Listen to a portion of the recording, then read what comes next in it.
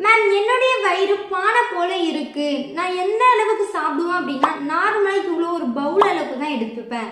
பாருங்க 100 gram rice எடுக்கும்போது 130 kilo calories இருக்கு. ஸோ நார்மலாக நீங்கள் இவ்வளோ எடுக்கிற பவுல்லே பார்த்தீங்கன்னா 200 கிராம்ஸ் இருக்கும்.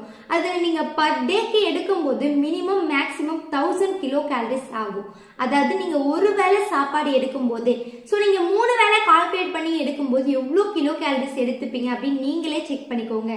ஸோ நீங்கள் உங்களுடைய வயிறில் இருக்க கொழுப்பை குறைக்க இன்ட்ரெஸ்டாக இருக்கீங்க அப்படின்னா ஹெர்பல் லைஃப்ல இருக்க செல்லுலாஸ் எடுத்துக்கோங்க அண்ட் மல்டிவிட்டமினும் எடுத்துக்கோங்க. ஸோ இது எப்படி எடுத்துக்கணும் அப்படின்னா ஒரு நாளைக்கு 3 வேளை எடுத்துக்கணும். மார்னிங் 1 டைம், மதியம் ஒரு தடவை, திரும்ப டின்னருக்கு ஒரு தடவை. ஸோ இந்த மெத்தடில் மல்டிவிட்டமின் எடுத்துக்கணும்.